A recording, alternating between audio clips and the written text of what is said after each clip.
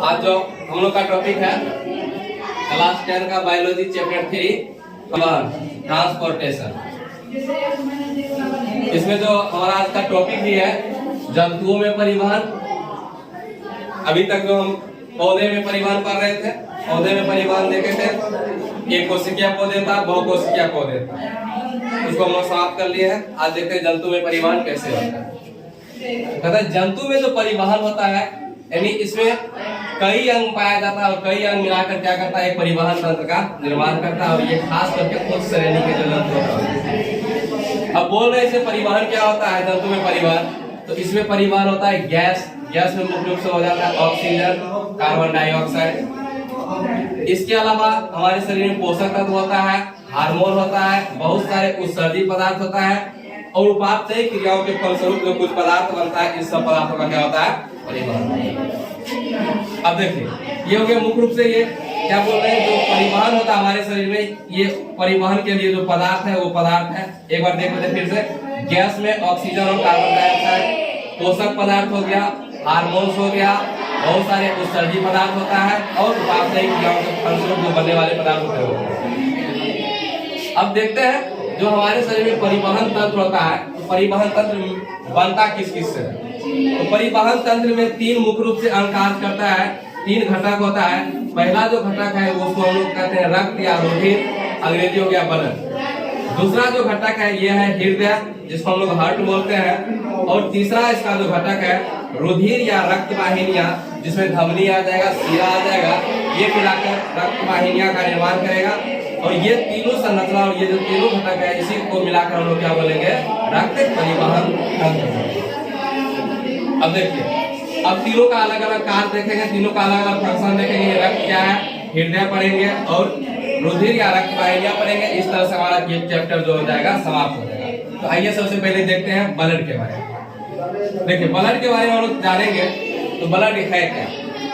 तो ये जो रक्त है, रक्त एक प्रकार का तरल संयोजी ऊतक है। तरल इसलिए कहते हैं क्योंकि यह द्रव भाग होता है।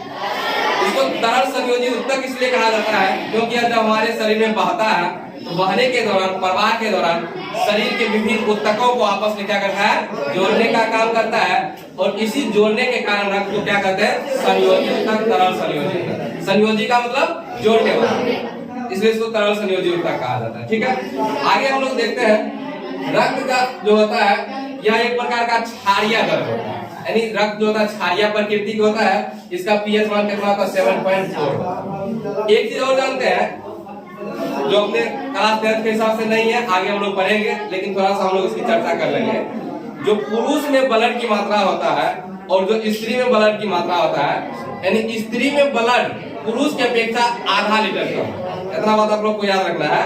जो महिला में ब्लड की मात्रा होता है कितना, पुरुष के ब्लड की अपेक्षा आधा लीटर कम। या हम इसको ऐसे भी बोल सकते हैं कि एक जो वयस्क मनुष्य होता है, जो पूर्ण रूप से वयस्क हो जाता है, युवा अवस्था होता है, उसमें रक्त कितना होता है, जितना शरीर का वजन होता है उसके वजन का 7%। याद रखिएगा। देखिए फिर से बोल रहे हैं, अगर कहे बात करें रक्त कितना होता है तो एक वयस्क मनुष्य में मुख्य रूप से हम बोल सकते हैं 5 से 6 लीटर होता है। कितना होता है, 5 से 6 लीटर। अगर एक महिला की बात करें तो आधा लीटर क्या होगा, पुरुष की अपेक्षा कम। अगर कहेगा कितना होता है तो जितना शरीर का वजन होता है ना, जैसे कि मान लीजिए हम कहेंगे हमारा वजन 70 केजी है। कितना है, 70 केजी। तो 70 का 7% हम निकाल लेंगे। 70 का 7%, तो 7% करते 70 का 7/100 करेंगे ना, 0 कर सकते 49, 49/10 हो गया, तो 4.9 लीटर क्या हो जाएगा ब्लड। अगर 70 केजी का वजन है कितना ब्लड, लगभग 4.9 यानी 4 केजी 900 ग्राम। इससे कम भी हो सकता है, ये लगभग बोल सकता है। हम ये क्या बोले, 5 से 6 लीटर। ये भी समझ में आ गया। अब देखिए अब हम लोग बात करते हैं रक्त की संरचना, यानी रक्त का जो संरचना है। प्रश्न रहेगा दीर्घोत्तरीय में रहेगा आप लोग का, कहेगा रक्त क्या है, रक्त की संरचना का वर्णन। तो रक्त क्या है, रक्त के बारे में हम जान लिए हैं। रक्त जो होता है एक तरल संयोजी ऊतक होता है जिसका पीएच मान 7.4 होता है। इसकी प्रकृति क्षारीय होता है ना। यह जो होता है चूंकि प्रवाह के दौरान शरीर के विभिन्न अंगों को आपस में जोड़ने का काम करता है, इसलिए रक्त को तरल संयोजी ऊतक कहते हैं।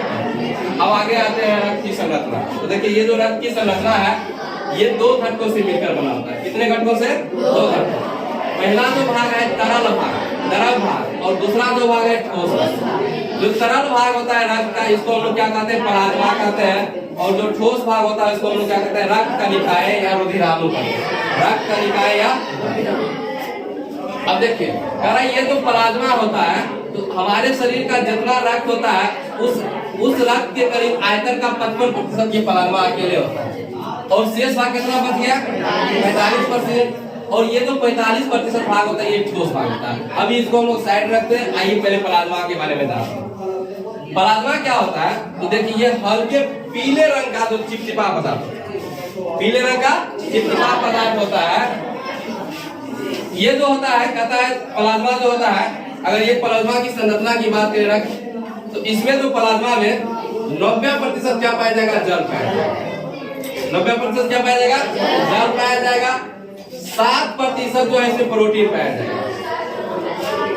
देखिए अगर एक प्लाज्मा की बात करें तो प्लाज्मा में जल कितना, 7% प्रोटीन और 3% जो शेष बच गया इसमें आ जाएगा ग्लूकोज आ जाएगा, उसके बाद कार्बनिक पदार्थ आ जाएगा और कार्बनिक पदार्थ आ जाएगा। हम लोग इसको स्किप भी कर सकते हैं। क्या बोले, प्लाज्मा हल्के पीले रंग का चिपचिपा पदार्थ होता है जिसमें 90% जल, 7% प्रोटीन तथा 3% अन्य पदार्थ। इतना क्लियर। अब देखिए प्लाज्मा में क्या होता है, प्रोटीन पाया जाता है। प्लाज्मा में क्या पाया जाता है, प्लाज्मा में जो उपस्थित प्रोटीन होता है, प्लाज्मा में उपस्थित प्रोटीन को लोग प्लाज्मा प्रोटीन कहते हैं। प्लाज्मा में उपस्थित प्रोटीन को क्या कहते हैं, प्लाज्मा प्रोटीन कहते हैं। और इस प्रोटीन में जो होता है देखिए मुख्य रूप से जो प्रोटीन पाया जाता है ये है फाइब्रिनोजिन, प्रोथ्रोम्बिन और हिपेरिन। तीन को मुख्य रूप से आपको याद रखना है। कौन सी है, फाइब्रिनोजिन, प्रोथ्रोम्बिन और हिपेरिन। ये तीनों जो होता है मुख्य रूप से रक्त को जमने में सहायक होता है। अब तनी यहाँ याद रखना, मुख्य रूप से रक्त को जमने में। लेकिन ये जो हिपेरिन है, ये हिपेरिन शरीर के बाहर रक्त को जमने में मदद करता है, ना कि अंदर। अगर अंदर ये शरीर में रक्त को जमा देगा तो फिर हमारा शरीर में क्या होगा, जाएगा परिवहन का कार्य नहीं हो पाएगा। क्योंकि थक्का के अगर मान लीजिए थक्का को कहेंगे परिवहन आने जाने के लिए देंगे, उसका जो क्या होगा, परिवहन में कठिनाई आएगा, परिवहन नहीं हो पाएगा।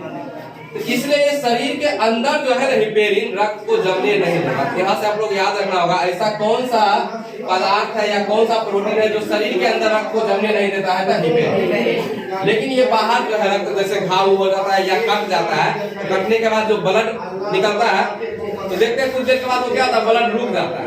तो रुक जाता है, उसको वो थक्का बना दिया, उसको रोका कौन, ये फाइब्रिनोजिन, प्रोथ्रोम्बिन और क्लियर हो गया।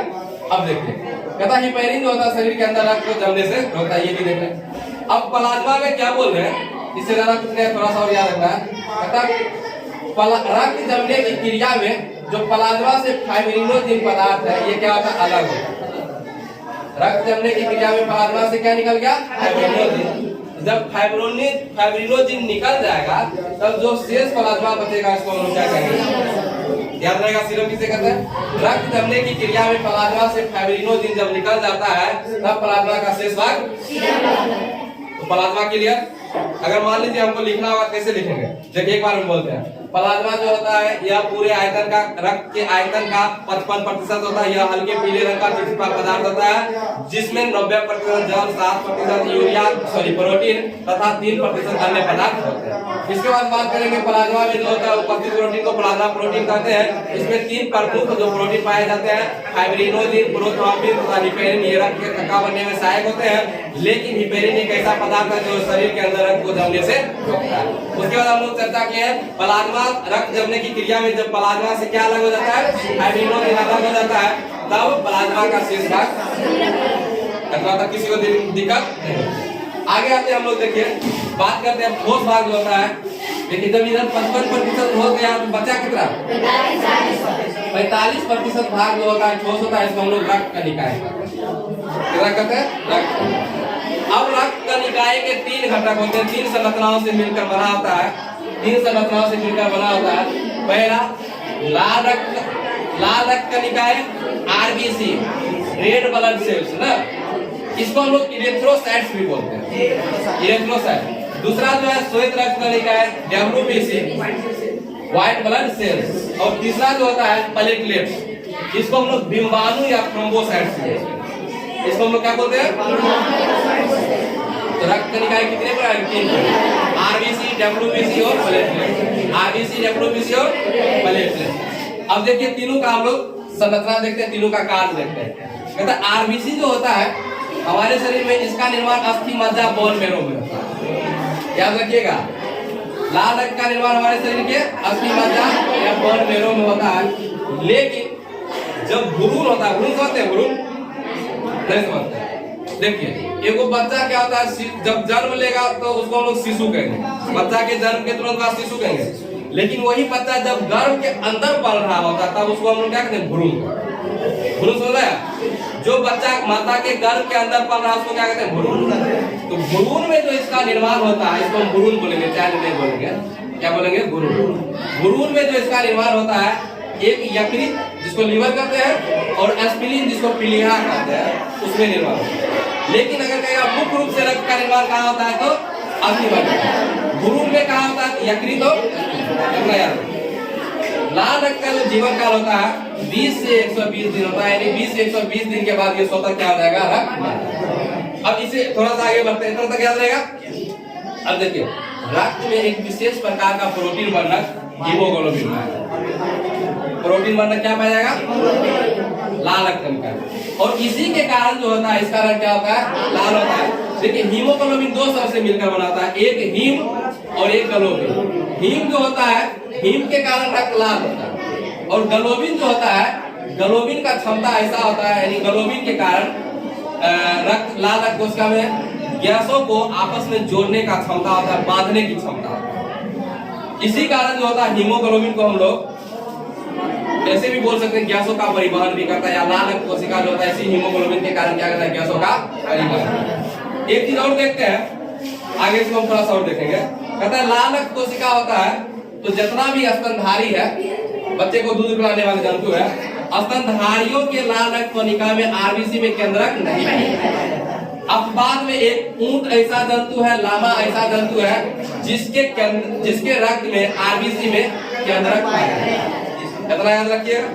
थोड़ा सा और बात करते हैं। अब क्या बोल रहे हैं? हीमोग्लोबिन। अब ये हीमोग्लोबिन की हम चर्चा किए हैं कि हीमोग्लोबिन जो होता है इसमें गैसों को बांधने की क्षमता होता है। ये क्या करेगा हीमोग्लोबिन? जब ऑक्सीजन से संयोग करेगा, किससे?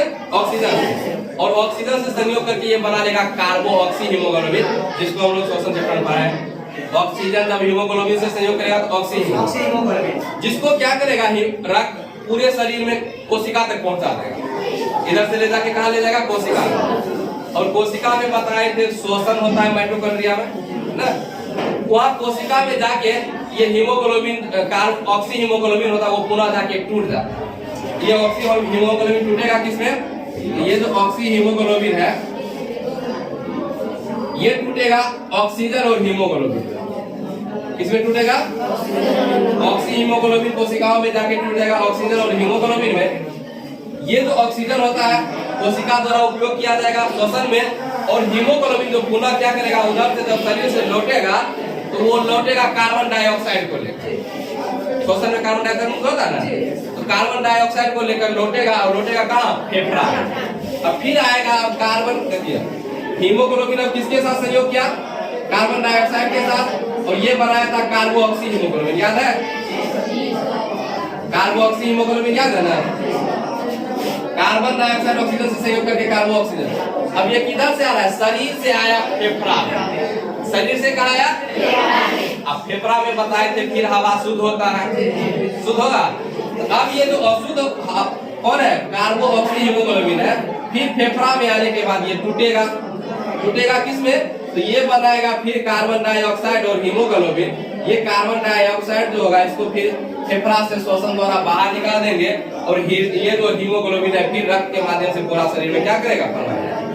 तो ये समझ गए ऑक्सीजन का वाहक कौन होता है? तो लाल रक्त कणिकाएं होता है। क्यों होता है जिसके बारे में हम चर्चा डिटेल से करेंगे, कैसे करता है ये भी देखते हैं। आइए हम लोग देखते हैं श्वेत रक्त कणिकाएं डब्ल्यूबीसी के बारे में। ये जो श्वेत रक्त कणिका होता है इसका निर्माण जो पहले देख लेते कहाँ होता है? इसका निर्माण अस्थि मज्जा में होता है, एक लिम्फ नोड संरचना होता है उसमें होता है, और कभी कभी स्प्लीन में भी होता है और यकृत में भी होता है। अब आप लोग को याद रखना नहीं है, बहुत आगे को जब अभी बहुत कुछ बचा हुआ है, 10th के हिसाब से जितना है उतना ही देना है। निर्माण कहाँ हो रहा है? अस्थि मज्जा में भी हो रहा है, लिम्फ नोड में भी हो रहा है, और कभी कभी स्प्लीन और यकृत में हो रहा है। देखिए इसका जीवन काल जो होता है कितना? 2 से 4 दिन में ही होता है। इसमें जो होता है इसकी संरचना अनियमित आकार का होता है, इसका आकार जो निश्चित नहीं होता है, और साथ ही साथ इसमें केंद्रक पाया जाता है।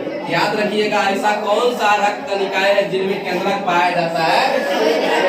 कनिकाएं इसमें केंद्रक पाया जाता है। इसमें जो है ना हीमोग्लोबिन वर्णक नहीं पाया जाता, जिसके कारण ये रंगहीन होता है या श्वेत होता है।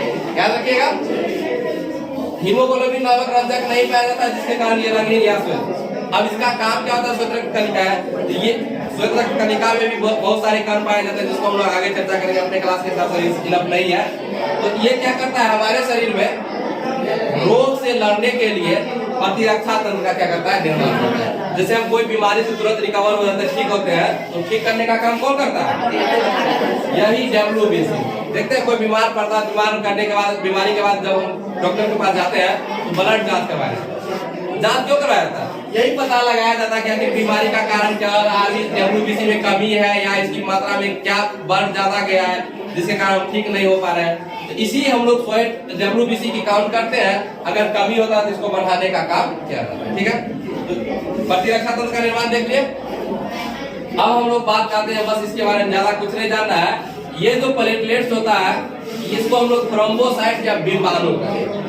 प्लेटलेट्स को क्या कहते हैं? थ्रोम्बोसाइट्स या विमाणु कहते हैं, और ये रक्त के कणिका बनाने में सहायक करते हैं। ये था हमारा रक्त का संपूर्ण परिचय, रक्त का संरचना। आप लोग दीर्घोत्तरीय में इसको आराम से लिख सकते हैं। Thank you.